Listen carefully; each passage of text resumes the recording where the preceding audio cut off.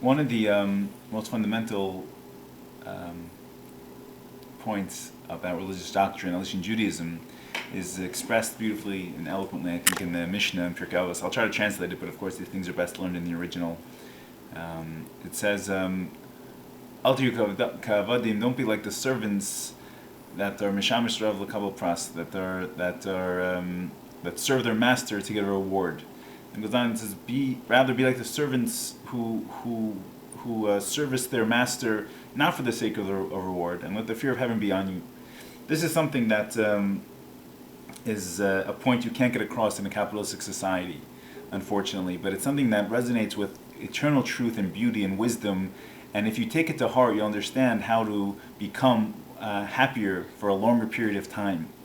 We have a medrash by the giving of the Torah, that it says that God wanted to present the Torah and its teachings and its apparent restrictions on your life to every single nation, so no nation could say you chose the Jews over us, and then we would have taken your Torah.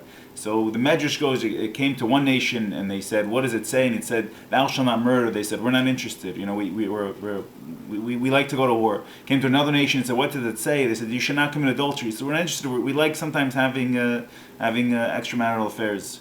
Okay, so in America, this joke would come out like this. They came to the Americans, the nation that would be many, many years later, and they said, "Do you want the Torah?" And they said, "What does it say?" And God told them, it says about Messiah, he shouldn't have too much gold or silver, he shouldn't have too many horses, he shouldn't take too many wives for himself. And this is about the king of our people. And the Americans would have to answer him, this contradicts capitalism. The greater you are, the more you have physically. And that's just my own, that's not obviously the measures, that's my own little addendum. And the point is a true point, and it's one of these things the Gemara says about pursuing physical things. It says, he who has 100 will desire 200. And this seems to be part of every human being. This feeling that physically it's never enough. If you consider that fact, and then you consider that the nature of the intellect that it never stops working, you're going to get to some very scary realizations if you've decided to rate your success based on the physical rewards that you reap, on the paycheck or whatever it is. But in Judaism, the concept of service and being a human being, God took the Jews out of Egypt, and we were servants to Paro, and now we're servants to God. And the difference being is our master now doesn't have a body, whereas Paro had a body. But we're still slaves. But the way we're slaves is a way of willful slavery, in a way of happy slavery. The Orthodox Jews that are choosing to be in this relationship, and we don't do it because we get a reward. Ideally, like if you listen to the words of Pirkei Avos, of the ethics of our fathers, as it's usually translated, we do it rather because it's the right thing to do and it maximizes our happiness.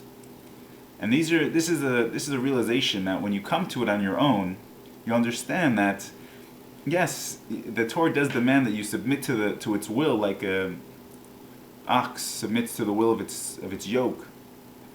But why? It's not because there's something better for the ox to do.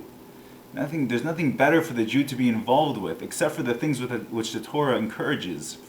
Things like marriage and marital relations, things like eating with blessings and saying blessings to God, things like being happy, things like not pursuing physical reward, things like, of course, the greatest of all gifts, the Torah itself, intellectually engaging the Torah. There's nothing more intellectually complete, there's nothing more intellectually stimulating, there's no greater thing to attach your mind to, no greater concepts in the whole wisdom of the whole world than those found within the Torah. And the Torah is huge, it's enormous at this point. You have the Torah, you have the words of the writings, you have the words of the prophets, you have the words of the Talmud, both the Babylonian version and the version written in Jerusalem and Israel. And then you have the Code of Jewish Law, and then you have commentaries on those things, and then you have Chassidus. It's really, even if you sit down and start reading every single book, Torah book, it would take you years to finish if you did in your free time.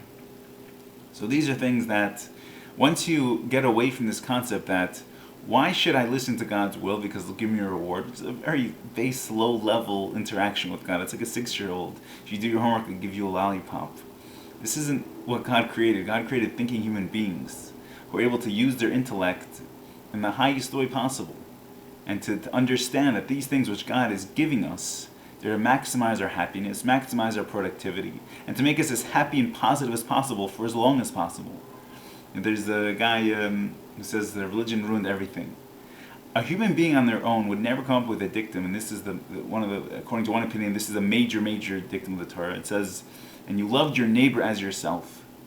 These people will now go by the name of atheists, and really it's just synonymous with hedonists, because they just want to do whatever they want to do with their bodies, with their time. There's no God, let's just have a party.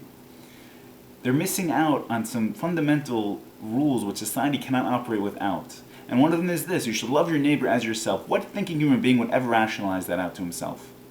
It doesn't make sense. It goes contrary to the intellect, because you come first in your own little world. God gives you the Torah and He tells you, see your brother just like you love yourself, just like you wouldn't withhold from yourself any of the pleasures of this world. You always judge yourself favorably. You give yourself compliments in your own little mind. You're always so nice to yourself. That's how I want you to be with your brother. This is something that only can come from God. And I don't know. I just want to get this out and see if there's any feedback on how different would your life be if you never considered the physical reward you're going to get for doing things. Thank you so much, and may God bless you in everything that you do.